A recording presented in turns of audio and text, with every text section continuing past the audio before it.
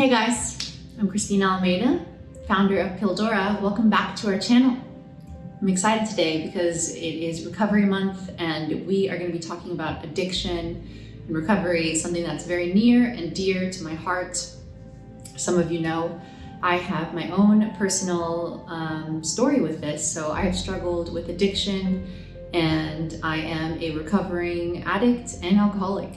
So in honor of this subject and of Recovery Month, I will be going through some facts, I'll be sharing some resources, and covering the most commonly asked questions that I have found about addiction and about recovery.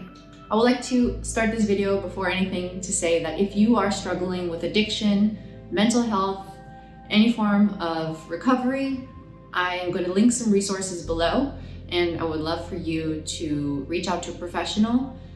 I am not a professional, so while I will share my personal experiences and my advice, please make sure that if you are actually struggling, reach out to a professional. You can call right now, 1-800-662-HELP. You can go online to aa.com and try to connect with the group, try to connect with the community, and go to any of the resources that I have linked below. So let's get started. I recently did a poll on my Instagram to get some facts around my community and the people that follow me and that I follow, around just what goes on, in our everyday life around addiction. So the first question I asked on my poll was, do you know anyone struggling with addiction? 64% of people said yes, 34% said no. The second question I asked was, have you ever struggled with addiction? 52% of the people who responded said yes. The third question I asked was, have you ever wanted to tell a friend or a family member that you think that they have a problem and are struggling with abuse of alcohol or drugs and have a problem with addiction, essentially? 81% of the people who responded said yes. So I was not surprised by these responses because addiction and abuse of alcohol and drugs is a very common thing. And it's something that's not talked about, which is why I think it needs to be talked about, which is why I am talking about it. So we have to eliminate the stigma around mental health, around addiction, and make it okay to talk about. Because the more we talk about it, the more people will feel safe talking about it, and more importantly, getting help. So I'm going to go through some of the most commonly asked questions around addiction and give you my feedback, my response, and some of the experiences that I've gone through in my life. Number one of the most commonly asked questions: how do I know if I'm addicted? How do I know if I have a problem? I think if you're asking this question, it's probably an early indicator that you might have a problem. You may want to start asking yourself, have I ever had any symptoms of withdrawal, like shakiness, throwing up after drinking, sweatiness, cramps, nausea? First thing to ask yourself. Another thing to ask yourself is, am I continuing to abuse or use drugs and alcohol even though I am continuing to see negative consequences as a result? Addiction is really, most people define it as the continuing act of abusing drugs and alcohol or using even though you're seeing negative consequences in your life. And it's definitely something that was my experience. So throughout my whole career of drug use, I saw a plethora of negative consequences, but I continued to drink and I continued to use drugs.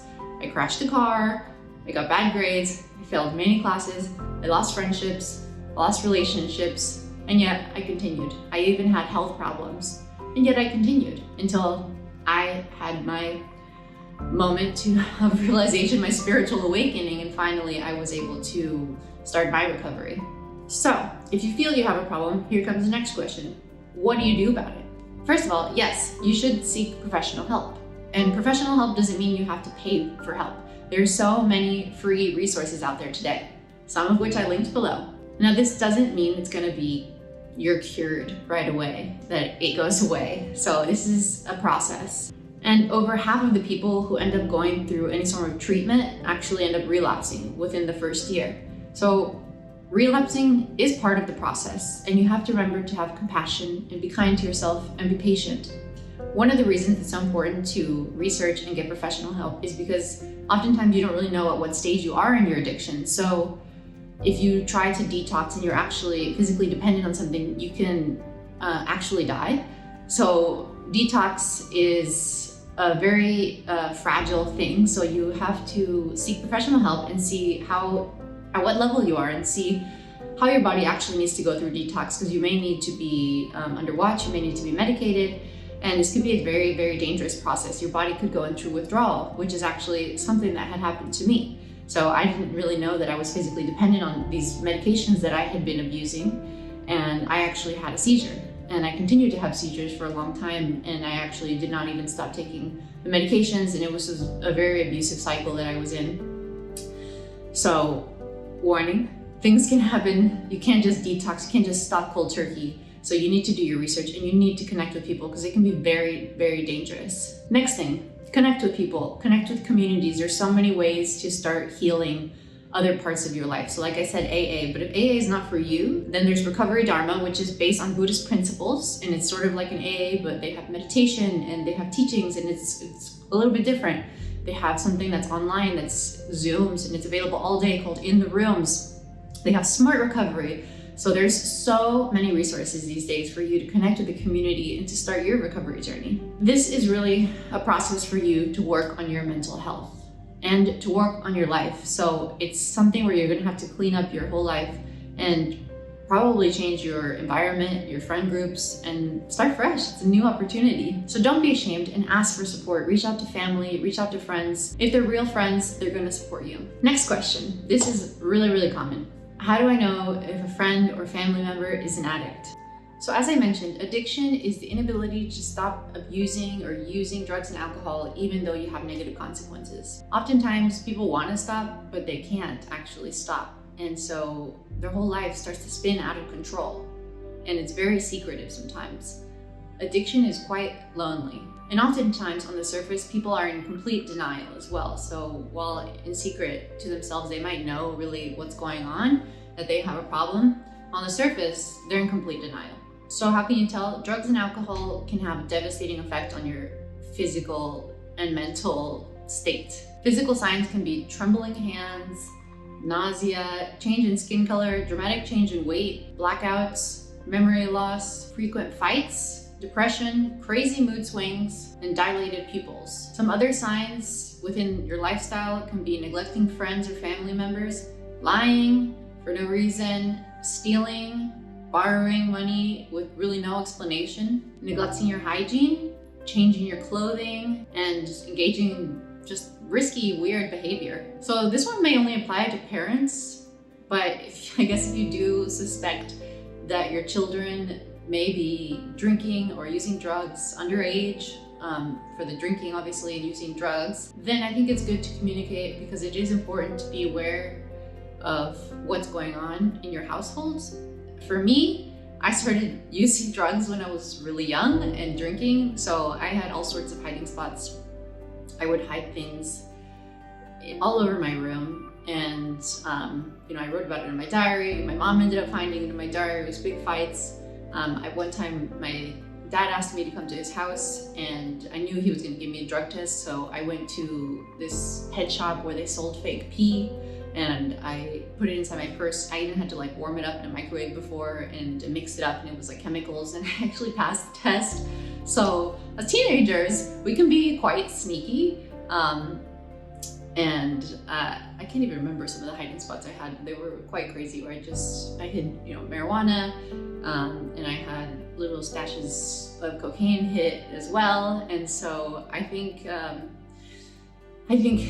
for parents, it is important to be aware, and I would suggest really not attacking your child and not just grounding them and coming to them as from a judgmental place and just confronting them. I think it's about communication, because the question is, why are they engaging in this behavior? And so that's what you want to find out, because substance abuse and activities like this, they come from another place. It's usually something to do with mental health.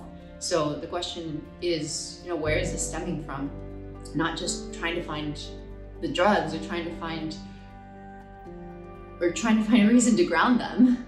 So you suspect a friend or family member has a problem with drugs or alcohol. You want to talk to them. What do you do?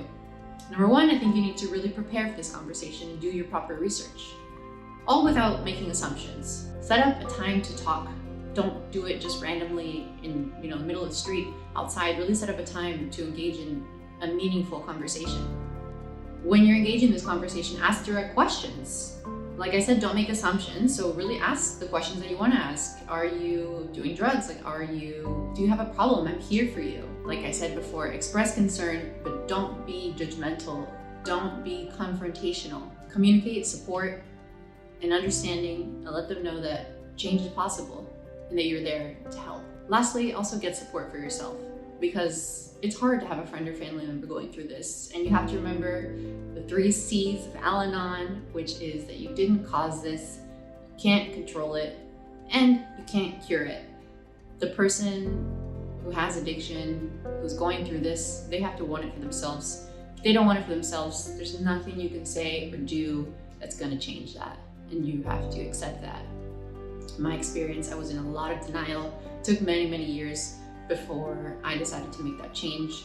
I caused a lot of pain to my family and to friends who witnessed me going through that, and it makes me feel emotional still to think about that, because I know it was really hard for people to watch me go through that and for me to be constantly still in denial.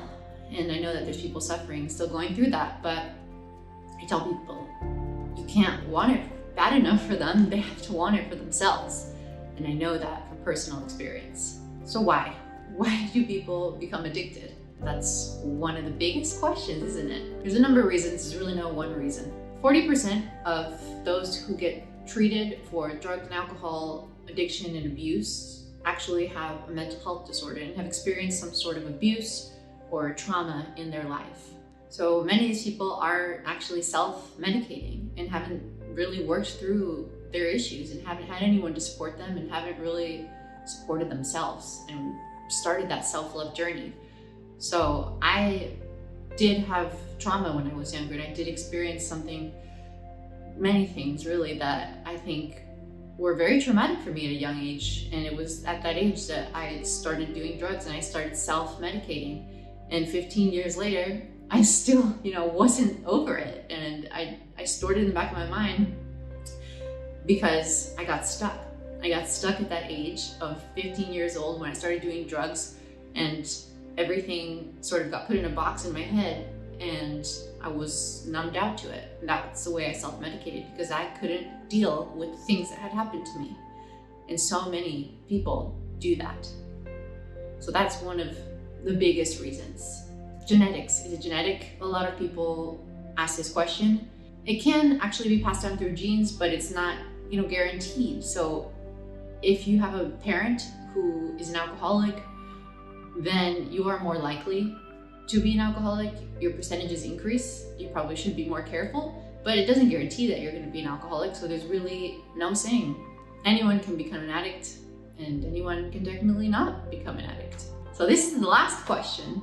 What are the short-term and long-term side effects of drug and alcohol use? There's a lot of medical information here that I'm not going to list off. So for that, talk with a doctor or scientist. Because that's heavy and there's a lot. And the health-related issues are crazy. While the short-term effects can be good and bad, technically, you can experience euphoria, which is why people drink, why people, use drugs. The other side effects include anxiety, paranoia, emotional mood swings, weight change, memory loss, and an overall loss of control of your life. I see the long-term side effects as way worse though, and I've personally experienced many of these. Besides the fact that you create these neural pathways in your brain where you have this crazy craving for drug use and alcohol use, there are a lot of other side effects that can occur, because when you're using drugs or you're abusing alcohol, you change the balance of chemicals in your brain, and so everything becomes off. So the long-term side effects are much more health-related. I actually have been to rehab twice, and I have met many people with many very interesting stories, but amongst everything, I've seen many people with some horrible health horror stories. Chemical imbalances in the brain, and I myself have experienced that as well. So at one point in my life, I was abusing prescription medications and I became addicted to Xanax and And I became addicted to Xanax and benzos, and I actually did not know what I was doing. At one point, I had been taking a lot. I had been abusing it and taking more than I should have for a long period of time, and I stopped pretty much cold turkey, and I ended up having a seizure. My first seizure was on a treadmill, but I was so sort of emotionally and mentally addicted to the Xanax that I didn't stop taking it, even though the doctor suggested that I did and that I go to rehab. I didn't, and I wasn't ready for that. And so I actually continued to have seizures for the next couple of years. I tried to stop Xanax, and I tried to all sorts of different modifications, but continued to have seizures. I would have seizures from alcohol withdrawal, and I would, I was really just not in a good health space. And eventually what happened was I actually developed epilepsy. So because of the chemical imbalance I caused by putting all of these toxins in my body and these things that are not natural to me, my brainwaves just completely changed and went off balance. So even though today I don't drink, I don't do drugs, I'm completely sober, I actually still have to take every 24 hours an anti-seizure medication because I actually do have epilepsy. And if I don't take those medications, I will have a seizure. So this is a long-term side effect that I have actually met a lot of people that have this as well. So I've met a lot of people that ended up taking Xanax and were abusing different kinds of medications, or some people that actually were not even fully abusing it and ended up getting epilepsy or having seizures from Xanax withdrawal. So I wanted to do this PSA warning because I think that a lot of people are prescribed Xanax or over-prescribed medications, as I feel that I was in the beginning. I was prescribed a lot of medications, and then yes, I did abuse it, but in the beginning it was just an over-prescription of medications that made me feel crazy, and then just completely got me off balance. So just be careful, do your research, and that's my PSA. Back to the video. I can rant for a long time on doctors over-prescribing medications. Yeah. Anyways, so those are some of the most commonly asked questions. I hope that I addressed some of the questions that you might have had on addiction, and I hope I offered and shined some light on anything that you might have wanted to know about recovery, as well as offered some resources that may help you or that may help a loved one during this beautiful month, honoring recovery and those that are still suffering or those that are on the path of recovery. So thank you for tuning in here in my new studio, my new home. And don't forget to subscribe if you love this video. Please don't forget that if you watch this video and you are struggling, there's resources below. Hit a meeting, aa.com, call the helpline if necessary as well. And I'm always here to listen as well. You can follow me on Instagram, send me a DM at Christina Ray Almeida, and I'm happy to connect. Thanks so much. Sending so much love.